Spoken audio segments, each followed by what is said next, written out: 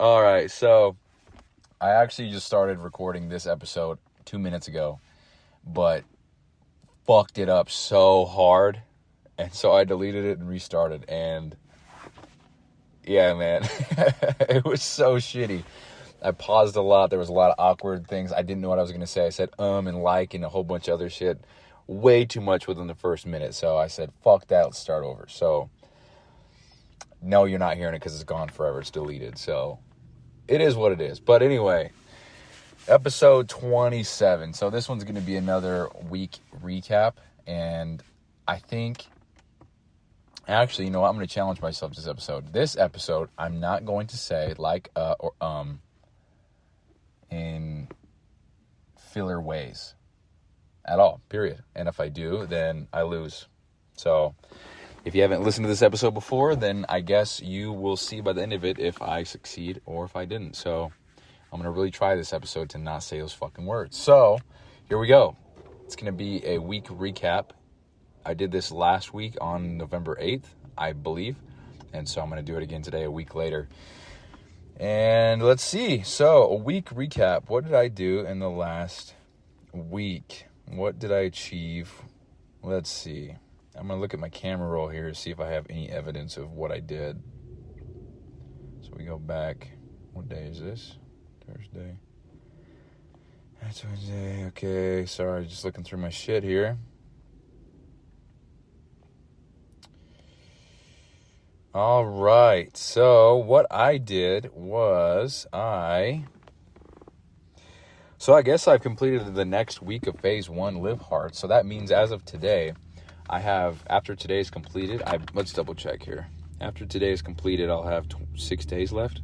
So 1 week from yesterday, the program will be completed. Phase 1 of Live Hard will be done. So fuck yes. That's so exciting, dude. All right, so last Thursday, here's a little recap for you. So last Thursday, I woke up, and my car had a shit ton of ice plastered all over the window. That's awesome. It didn't have a scraper. It didn't have wiper fluid. Awesome. So that's great.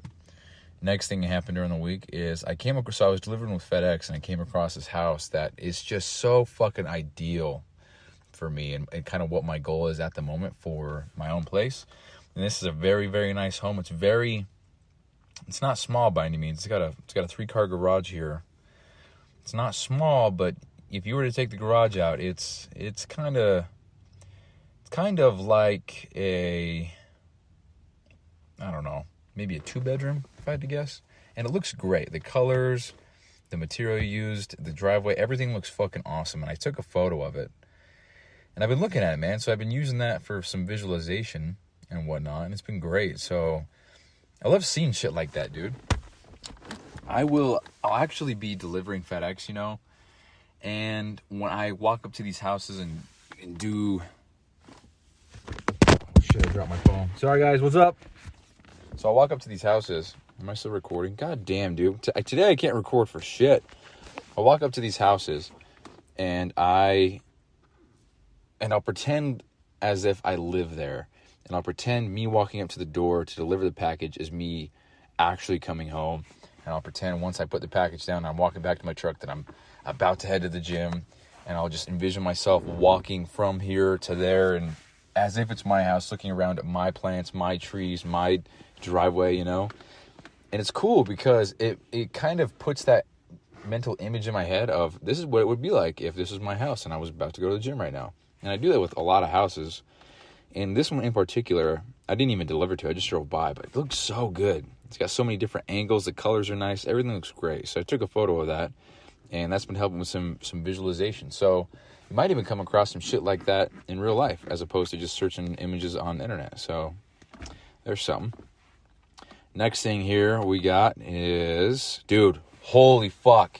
This is crazy. So my most favorite drink in the entire world, in the history of all time, and this is probably going to stand forever just because it's packed with so much nostalgia. It's packed with so much flavor, so many good memories. It is the Cherry Citrus Mountain Dew. It was the first ever Game Fuel flavor that ever came out 13 or something years ago. I was obsessed with it then. And then they discontinued it from the Game Fuel lineup with the Call of Duties and the Halos and the Modern Warfares and all that shit. And then they started, they brought out a different Game Fuel every year. And they discontinued it after a while because it was at Arby's for a little bit. And I just said, fuck, dude. God damn it, I was doing so well. How far did we make it? 5 minutes, 21 seconds. Okay, let's see how many more times I can not say it. So, God damn it, dude.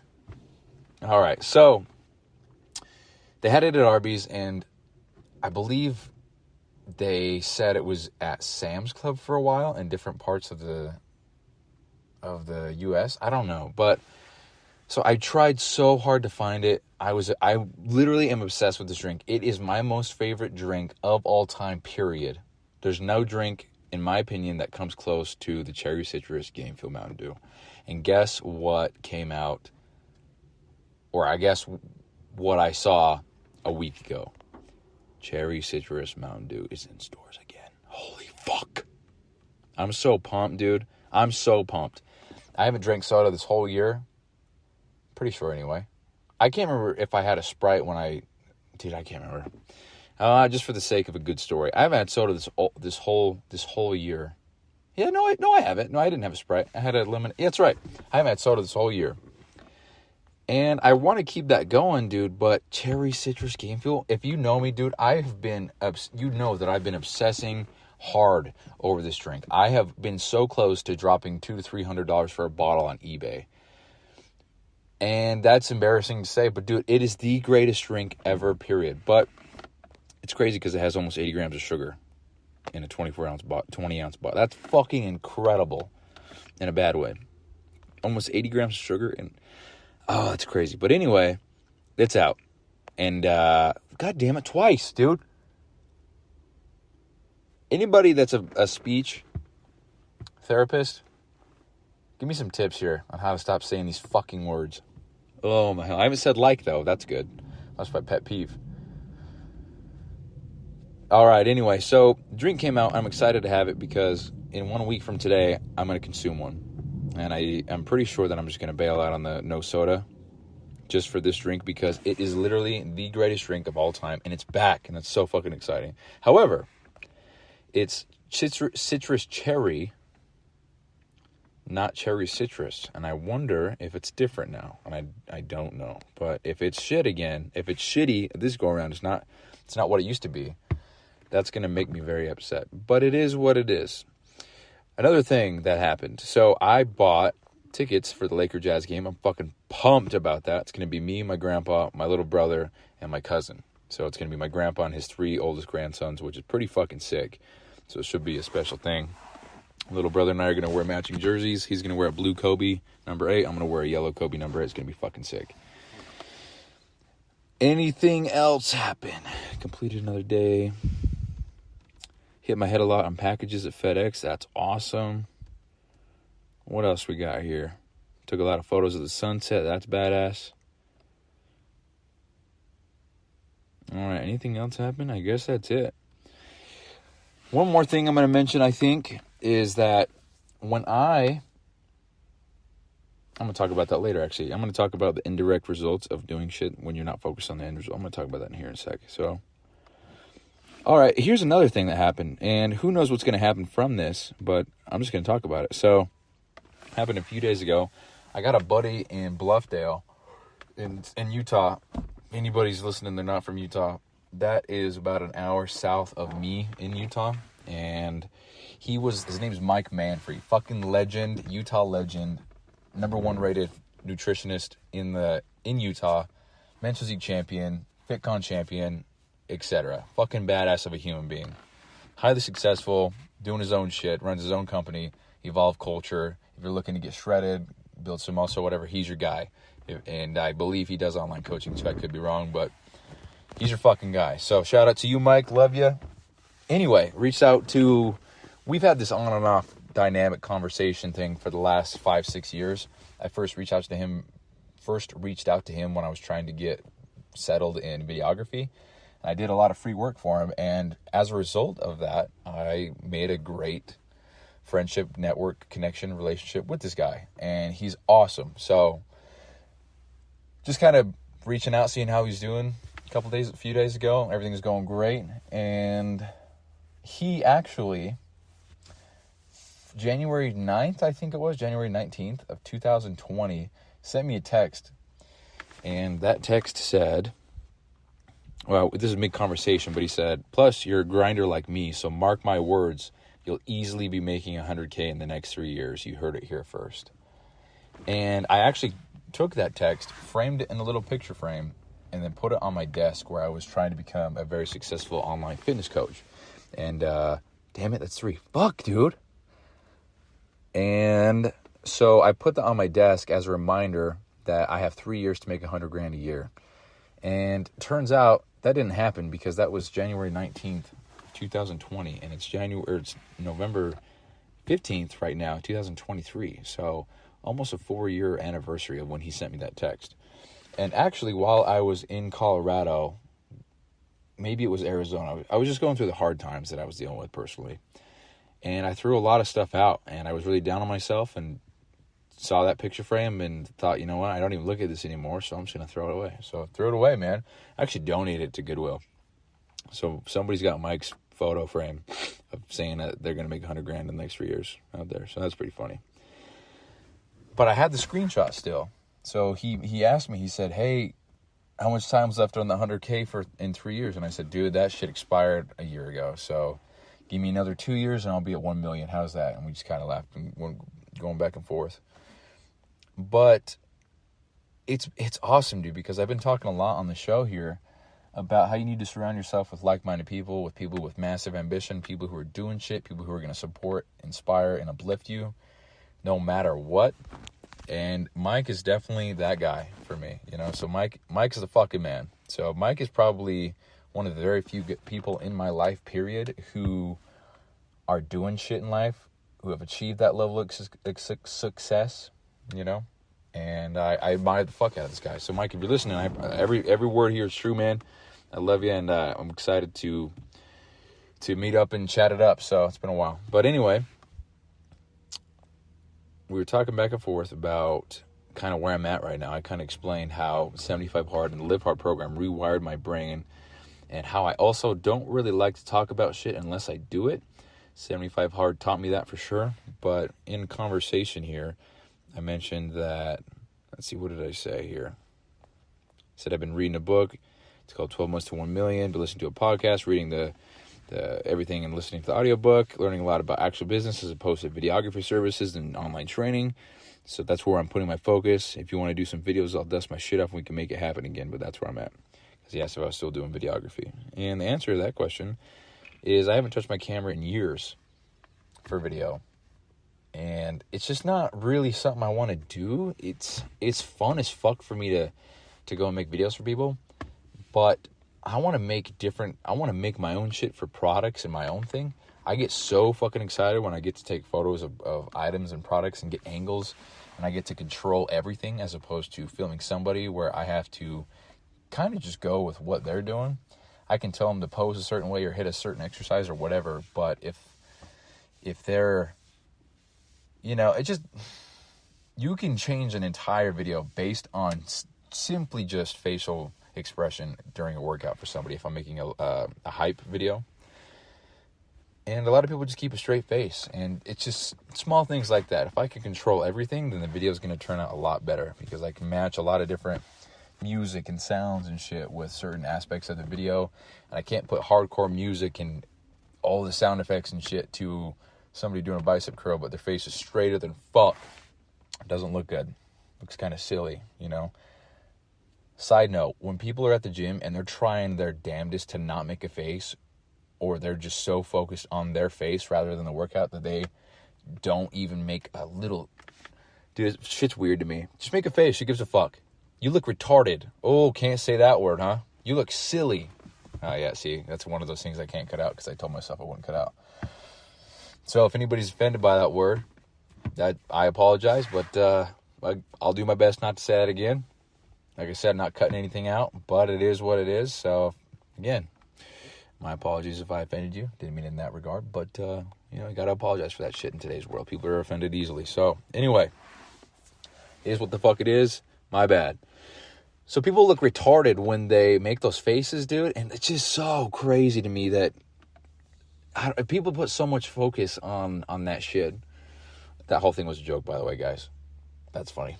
Anyway, people just make the weirdest faces. When people try to not make the weirdest faces by keeping such a straight and strict face, and you see it in workout videos or when people are being filmed. I mean, I literally filmed people doing it, and it was just weird. So, make a face to show that emotion. It looks better on camera. Anyway, so don't want to do videography full time. You can make a lot of money doing it, but I want to be doing a lot of other shit all at once. You know, every time I've had a job in my life, I've always wanted to have that, I guess, freedom to go from here to there, to do this to that. I hate doing the same exact thing for 8 hours straight. For example, at my job right now here on base, today I spent about 2 hours drilling some fastener heads out of a canopy, which is just a glass that goes over a plane where the pilot sits. Spent about 2 hours doing that, and that was fine. Then I was able to stand up and then rip the things off on the side. They're called fairings. And then after that, I was able to do a whole lot of other things, such as sand some shit down on another canopy that we were working on. And then I did that for 30 minutes, and I went back over here, finished more on the first one that I was working on. And then after that, I walked around the shop, kind of saw what other people were doing, and then I had to go to this training thing. Went to training across the whole, went to training over this whole thing, or went to training over the whole distance of the base, I guess. I don't know. And now I'm back here, got off work early, and now I'm sitting in my car recording the show because I got to still get my cousin from work. So, yeah. So it's pretty fucking cool being able to walk around and shit. So if I had to do, for example, if I was just drilling fastener heads out of a plane for 8 hours straight, fuck that, I'm out. I'm good. So, that being said, all videography is filming somebody for maybe 2 hours, 4 hours, and then going home and editing for, depending on how long the thing is, 10 hours, you know? And you can get into great creative flow state for sure, but dude, it's rough when you're trying to remain creative and you're trying to get a good quality thing out there and you got 8 hours left and then 6 hours, you know? So, all that to say, I like the dynamic and versatility, I guess, if that's the right word to use, in being able to do whatever I want to do when I want to do it. And so I'm kind of done with videography for that very reason. That was a very long-winded way of saying that I don't want to do that anymore. You can make some good money, but I want to do something else. But if I have to do that when filming things for my product and stuff, that's a whole other story, because that shit's fun as hell for me, because I got full control and full creative control when doing it. So anyway, that's what all that's about. So we were just talking about that, and I'm excited. So he wants to meet up and chat about my idea that I've got and just kind of hear where I'm at, because he told me just barely, an hour ago. He said, "How old are you? Like 25?" That's what he said. I didn't say like. I said 26 and a half, baby. And we were just talking back and forth. And I said, "Yeah, man, this program changed my life, blah, blah, blah." I hate when people say corny shit like that, but it's true. I'm going to get shit going momentarily, man. And he said, "You have 2 years to be at 100K. So there it is right there. I got 2 years to be at 100K. And little does he know, I'm going to be at $1 million in 2 years. You heard it here first, Mike. I'm going to be at $1 million revenue per year in 2 years. Easy, bro. Mark my words. You heard it here first. And the way I'm going to do that is through creating myself an actual business as opposed to all the half-ass shit I've done in my past. So I said, deal, it'll happen. So I got 2 years now. I got 2 years to make this happen, to get to $100,000 a year. I think he means profit, but I've been talking revenue. So yeah, we got it. We got it easy. So you heard it here first. By November 15th, 2025, I'm going to be at $1 million a year. Just spoke that shit into existence. So, and that's another reason why I'm doing the podcast, guys. Now, when we're on episode, if I do one every day, including leap year at 731 days, 731 plus 27, 738, 758. So episode 758 should be the show that I say, hey, I made $1 million in 2 years. So, what did I just say? 758? 758, okay. 758, that's episode, damn it, 5. Fuck, dude. Episode 58, 758, that's going to be the $2 million episode. That's going to be so fucking sick when it happens, dude. Anyway, so we're talking back and forth. We want to meet up and chat about my idea. And that idea is the pre-workout supplement and the brand and everything that comes with that. Shut the fuck up, Siri. So, yeah, guys, that's what's going on. That was a week recap. I'm trying to think of anything else that happened. Just trying to learn more about the ingredients that I want to put in my pre-workout and trying to learn the science of certain things, because a lot more research has come out and I want to stay up to date with a lot of that shit. A lot can change in 5 years, you know, so just trying to learn a little bit more, make sure that the ingredients that I want to put in my pre-workout are still considered to be useful, considered to be effective, potent, you know, things like that. So all that being said, that's the week in recap. I didn't really have much to say on this episode. As you can tell, I kind of boffed it up a little bit. I didn't really have a plan necessarily, and I even restarted the first episode, and then I said the R word twice, dude. Fuck. Guys, just to clarify there, if you think I'm being a smartass, I have no problem with mentally disabled people or developmentally disabled people. I used to work for a behavior service center where that was my job, to work with them. And I love those kids so much so that I think about one specific one every single day. Man's name was Ang Pear. If you work with me, you know what I mean. I know it's been 2 years and I can say his name, but just out of respect for him, I'm not going to say anything. But Ang Pear, dude, that's my fucking boy, and I love that man to death. So I work with a lot of, damn it, 6, dude. 6 times I said, that's so fucking dumb. Worked with a lot of mentally disabled, slower, autistic, some mentally challenged people dealing with mental health issues. I work with a lot of those types of kids under the age of 18 for 2 straight years. I still wish this kid a happy birthday every year. I love him so much. I miss him so much too.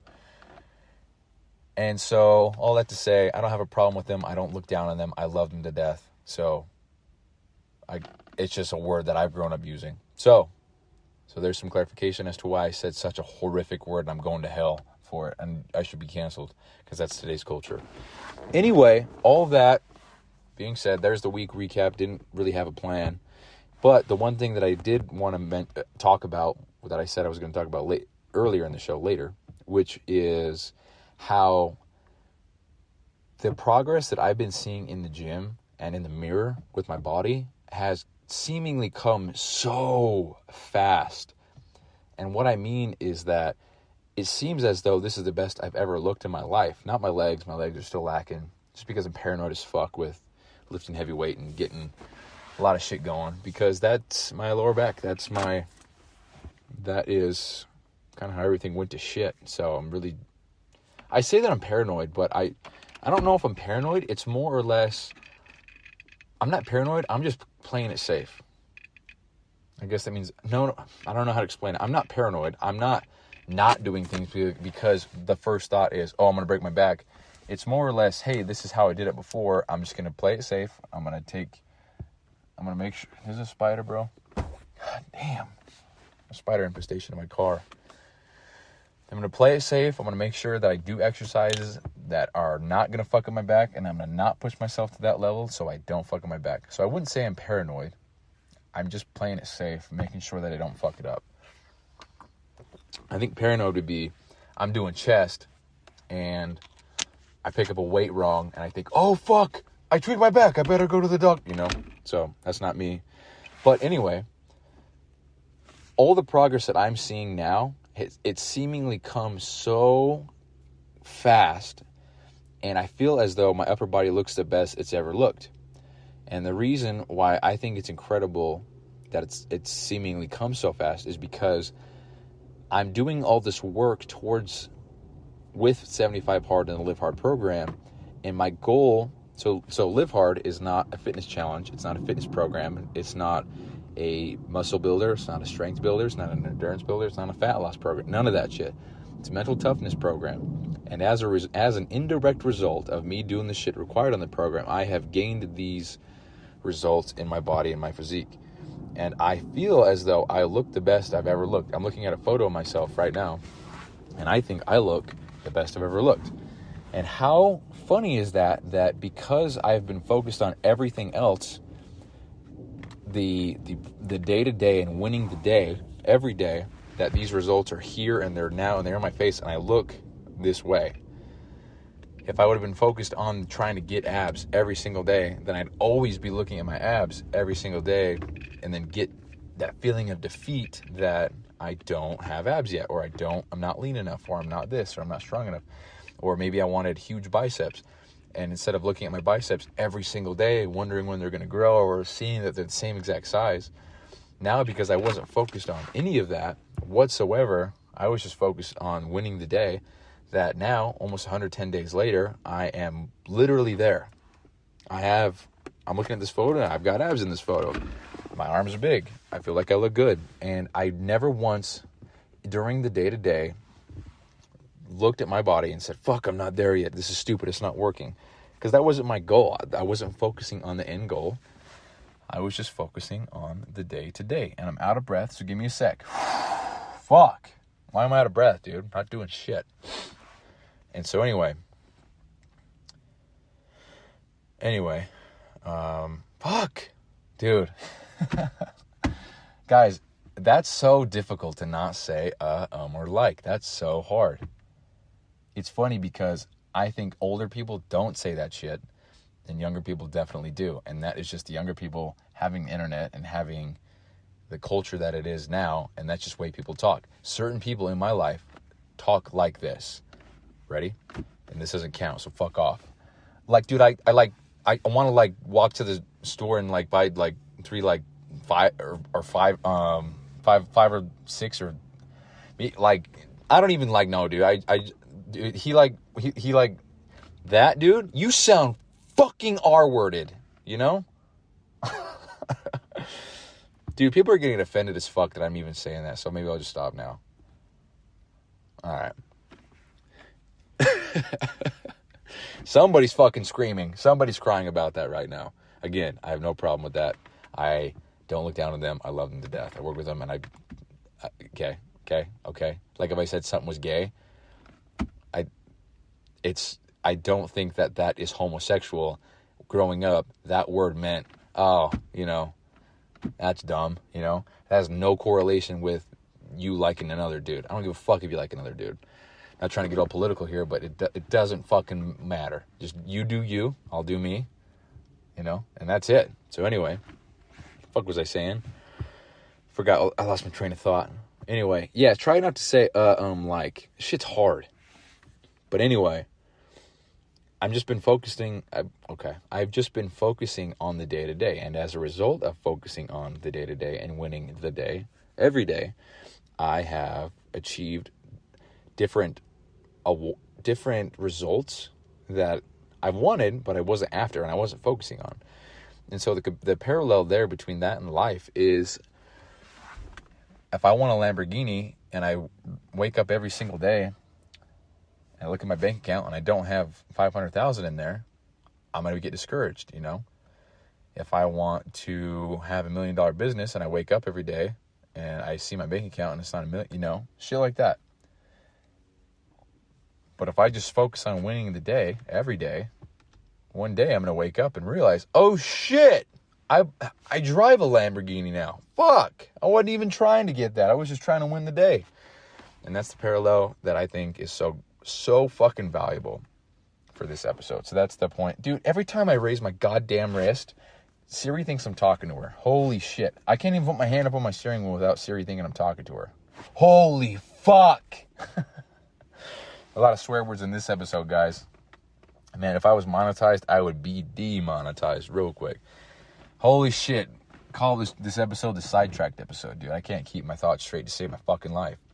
All I'm trying to say here, and this is the main takeaway from this episode I want you guys to run with, the main value point here, I wasn't focused on the end result. I was focused on winning the day every day on a consistent basis, every day, day to day. And because I did that, here I am 100 days later, and I've got the body that I'm after. I've got the, I want to be more and better, greater, leaner, stronger, bigger. But right now, I'm happy.